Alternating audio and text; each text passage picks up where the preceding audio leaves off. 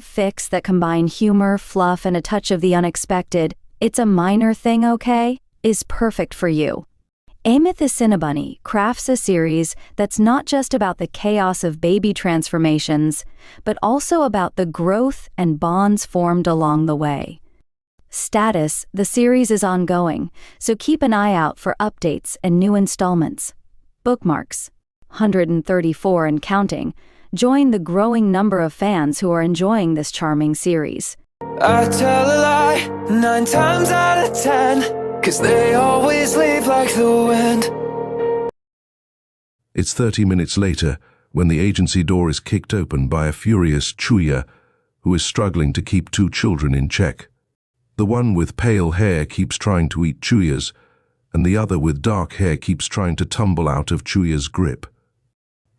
Dazai, fix this. Dazai snickers. Is that Atsushi and Akutagawa? Both of them wear miniature versions of the clothes they'd last been seen in. It's kind of cute. That is a horrible way to hold a baby, Kenji comments. Chuya shoots him a glare. I will throw the hair-eater at you. To avoid any possible baby throwing, Dazai gets up and walks over. He reaches out for Atsushi first, but Akutagawa tumbles forward, clenching his tiny fists at Dazai like he's trying to grab something. Chuya lets him go. Chuya and the agency watch as Dazai holds on to Akutagawa, and absolutely nothing happens. You mean they're stuck like this? Chuya cries, snatching his hair out of Atsushi's grip. You probably have to nullify the ability via the user that caused this, Tanizaki says. Maybe there's an object or something that holds the thing in place. Chuya takes several deep breaths. And how are we supposed to find this ability user when the people who've run in with them are currently unable to speak? I'll call Ranpo, Kyoka says, picking up her phone as she stands. She tickles Atsushi's cheek as she passes by Chuya to leave the office. Atsushi giggles. What are we supposed to do in the meantime? Dazai asks, holding Akutagawa away from him like a sack of flour. Akutagawa doesn't seem to mind, entertaining himself with the ends of Dazai's bandages. Atsushi puts Chuya's hair in his mouth again. I'm going to kill your detective if he keeps eating my hair, Chuya warns, snatching his hair away again. I guess you should probably take care of them until the issue is resolved, Yoshino says. Leave Atsushi with us and take Akutagawa back to the Port Mafia. I'm sure that lady that likes Kyoka, what's her name? Koya? Kota? Kuyu, Chuya says. I'm sure Kuyu can handle Akutagawa for you, and Kunikida here is great with kids. I am not, Kunikida says. I am, Kenji says, jumping up and skipping to Chuya. He holds his arms up in front of Atsushi and grins when Atsushi tumbles forward. Chuya fixes his hair. Bad news, Kyoka says as she returns. Ranpo is out of the country, and the earliest flight back is in 3 days. He says we should send him everything we know in the meantime. When Atsushi wakes up, he is immediately aware of 6 things. 1. The TV is still on. 2. Chuya is taking a photo. 3. Dazai is trying not to laugh. 4. Akutagawa is hissing warnings at Dazai to stay quiet. 5. He was sleeping on the same couch as Akutagawa, and it's, weirdly enough, more comfortable than when he was trying to sleep on the other couch alone. Okay, technically he was sleeping on Akutagawa. 6. Akutagawa's hand in his hair feels really nice. Atsushi closes his eyes and pretends to still be asleep. He can hear Dazai let out a soft squeak.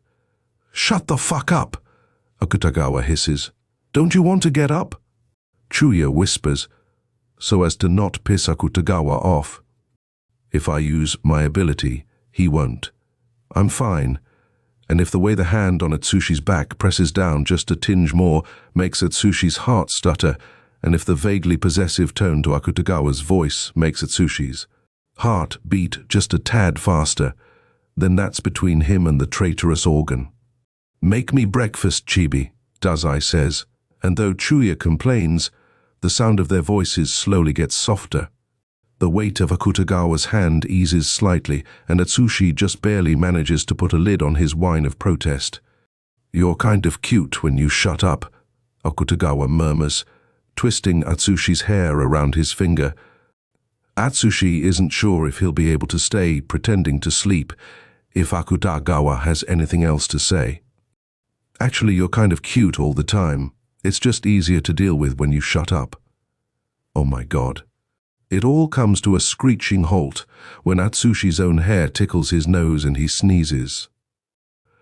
Akutagawa pushes him off the couch, and in the time it takes to whine and sit up, Akutagawa disappears, making a beeline for the kitchen, demanding breakfast. "Asshole," Atsushi mutters, and he's not sure if he's talking to Akutagawa or to his hair for ruining it. They go to work. Akutagawa and Chuya return to the Port Mafia, and Atsushi and Dazai return to the agency office. And at the end of the day, Dazai finds Atsushi and Akutagawa on the floor outside Chuya's apartment, arms folded and not looking at each other. "Can I help you too?" Dazai asks with an amused grin. They look up at him, at each other, and whip their heads to face in opposite directions. Dazai chuckles and opens the door. "We're back," he calls, and there's something really nice about "we." "Took you fuckers long enough," Chuya calls back. "Dinner's getting cold." Dazai glances behind him at Atsushi and Akutagawa. "You heard the slug. Dinner's waiting."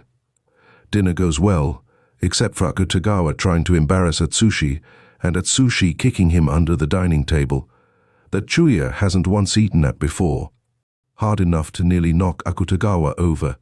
Dazai and Chuya bid them good night and leave them to bicker about who gets the comfier couch. There isn't one. All the couches feel the same to sleep on. All four of them are well aware of this. In the end, Akutagawa gets the supposedly better one in front of the TV, and Atsushi gets to pick between one of the other two. Atsushi tries to go to sleep, but as luxurious as Chuya's couches are, it doesn't hold a candle to Akutagawa from the night before. After a moment, Akutagawa sits up. "I'm going to put the TV on." Atsushi hums and turns over so he can see the TV too. "What you watching?" "I don't know. Something boring." Akutagawa shoots him an amused grin. "Maybe a tiger documentary." "Ouch," Atsushi says flatly. Akutagawa scrolls through Chuya's Netflix, idly glancing at posters and titles. "Oh, I've never seen that one," Atsushi murmurs when Akutagawa clicks on yet another random show to check the description. "I think Tanizaki said it was nice." "It's stupid," Akutagawa says. "Tachihara made everyone watch the first season when he stayed over after one of their assignments. I went to bed halfway through the first episode, but Tachihara was screaming at the TV. Longest night of my entire life." "Oh, I kinda wanted to see IT." Akutagawa glances at Atsushi before clicking on the first episode. "You can watch it. I'll bore myself to sleep with it." Atsushi can't contain his smile as the episode begins. By the second episode, they're both sitting on Akutagawa's couch with a bag of chips they emptied into a bowl so the bag wouldn't make any noise and wake Dazai or Chuya. "I told you she was going to get caught," Akutagawa says. "I would have plucked her eyes out first, though." "Thank you for that image," Atsushi mutters, giving Akutagawa a concerned side-eye and a grimace. "I'm just saying, it would have hurt more if the bitch had done it while she was conscious.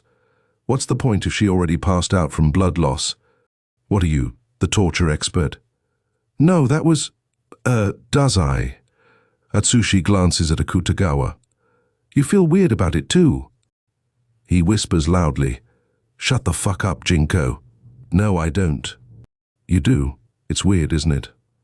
"Well, I'm not fucking calling him Dad. I didn't say that. I just said it feels weird.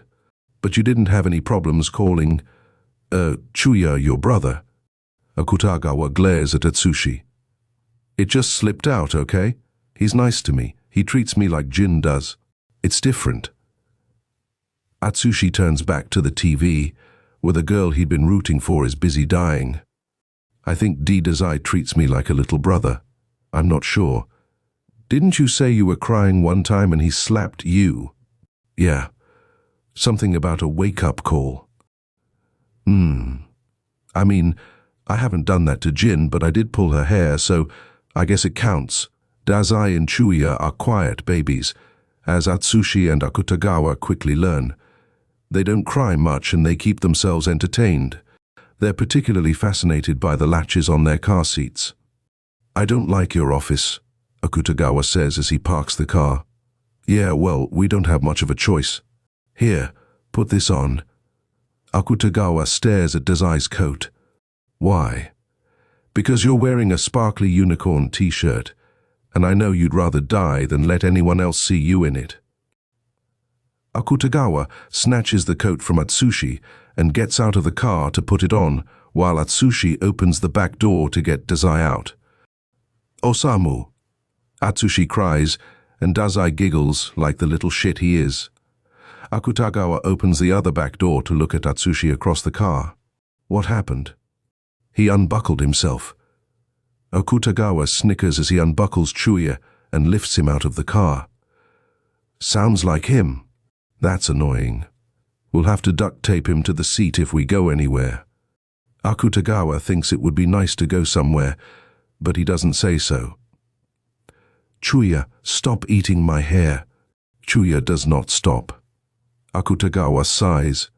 Atsushi snickers, until Dazai tries to eat Atsushi's t-shirt. You have got to be joking, Kunikida says when Atsushi enters the office with Dazai, Akutagawa following with Chuya. I really wish we were, Atsushi says. They're so cute, Yosano coos. Look at his little waistcoat. Dazai gurgles happily when Yosano approaches and Atsushi all but dumps him in her arms. Chuya regards the spectacle with a bored look before turning and trying to shove Akutagawa's hair in his mouth again. Did you call everyone? Atsushi asks Kunikida, who surprisingly turns slightly pink. We all woke up to the sound of, what do you mean? They turned into fucking babies and decided to tag along. Akutagawa snickers at Kyoka's attempt to sound like Kunikida. Dazai laughs when Kyoka raises her voice and shouts. Aren't you adorable? Yosano says, tickling his tummy. Yes, you are. I'm never going to look at Dazai the same ever again, Tanizaki says, yawning mid-sentence. Chuya looks over at Atsushi, and when he realizes Atsushi is no longer holding Dazai, he lets go of Akutagawa's hair to lean towards Atsushi, arms outstretched. Good riddance, Akutagawa mutters as Atsushi takes Chuya. Go eat his hair.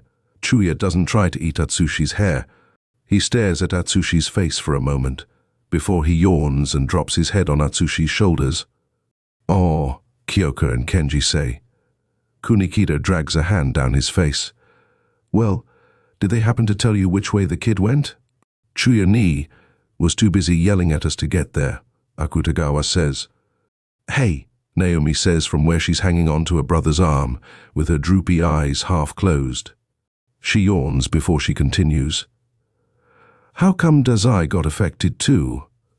Atsushi adjusts Chuya so that they're both more comfortable before speaking. Apparently, the kid got Chuya ni first and then Osamu ni chased after her with that wristband you gave them for her. Great, Yosano says. So now we have to hunt her down all over again. It shouldn't be too difficult, Rampo says. We know what she looks like now. We can find her again. What are we supposed to do in the meantime? Atsushi asks.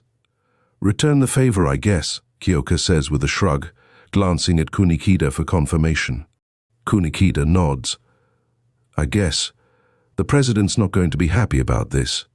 Why? Akutagawa asks. Won't you all get more work done if Osamu ni isn't disrupting things like usual? Kunikida opens his mouth and then closes it after a moment. Akutagawa watches realization slowly cross the faces of everyone in the detective agency. The good news, Yosano says as she distracts Dazai with her finger in his face, is that it looks like you'll still be able to go to work. Dazai seems fine with us, and Chuya has Atsushi. Right, but remember how Atsushi sounded like someone dropped a brick on his head when Chuya tried to leave? Kenji asks. He turns to Akutagawa. Pretend like you're leaving. Akutagawa happily heads for the door, only to be stopped when he opens it by an angry screech from Dazai. When he turns back, Dazai is trying to climb Yosano and glaring daggers at Akutagawa. He relaxes when Akutagawa sighs and closes the door again. Maybe not, Yosano says, wincing as Dazai accidentally pulls on her hair. I don't like your office, Akutagawa whines, sticking his hands in the pockets of Dazai's coat as Atsushi continues speaking to his co-workers. His hand brushes a crumpled note. He glances around to see that everyone is either talking to Atsushi and Kunikida or cooing over Dazai. Naomi is sleeping where she stands, before pulling the paper out and opening it to Dazai's handwriting. Chuya's too busy panicking, so I figured I'd tell you that you two can sleep in Chuya's room until this whole thing is fixed. Don't worry, the sheets are clean. Akutagawa rolls his eyes at the little winky face Dazai had drawn. P.S. Take care of my coat. You okay? Atsushi asks, and Akutagawa looks up to find Atsushi watching him. He raises the note, half folded so the writing is hidden. Permission to sleep in their room for now, complete with a dirty joke and everything. Kyoka gags and Yosano gasps. Called it. Atsushi takes the coat from him and folds it halfway, hanging it over the chair in front of Chuya's vanity. He turns back and stares at Akutagawa. You can get into bed, you know. The sheets won't bite you. Akutagawa shudders. They had sex in here. I really don't think you should be as worried about that as the fact that they've probably had sex on our couch too. Oh, you didn't have to bring that up. I'm just saying, at least the sheets get washed. Shut up. Atsushi snickers as Akutagawa shuffles under the covers and sticks his head under the pillow, grumbling muffled words into the mattress. You're so cute. Fuck off. I'm going to throw you up. Please don't. I'm not keen on washing vomit out of the BB sheets. I hate you, Akutagawa snaps. But he doesn't complain as Atsushi lifts the pillow off his head to grin at him. Go away. I believe you said you didn't want me, Tito. I said I didn't want you to leave. I am perfectly fine with banishing you to the couch. Ha! As if you remember how to fall asleep alone. Shut up, Akutagawa mutters, with significantly less bite. Come here. Akutagawa complies, sighing softly as Atsushi wraps his arms around him and kisses his shoulder. You are unfairly calming. Sorry, Atsushi says. There is a blissful moment of silence before he speaks again. What did that note actually say? You didn't look like it was just a sex joke. I mean, the sex joke was there. Be beat. But he also told me to take care of his coat. Atsushi smiles. That's cute. He left it for you. Don't say it like that. I'm sure he just means while he's little. We'll see when the ability wears off. I suppose. Atsushi sits up suddenly, jostling Akutagawa and pulling forth indistinguishable death threats. I've just had the greatest idea ever. Congratulations. Can we go the fuck to sleep now? Yes, sorry. Akutagawa hums happily when Atsushi's arm slips under his head again. Link in the description, and please go over and read it. And don't forget to give it kudos and let the author know that Hidden Faith sent you. Until next time, dare to be unique.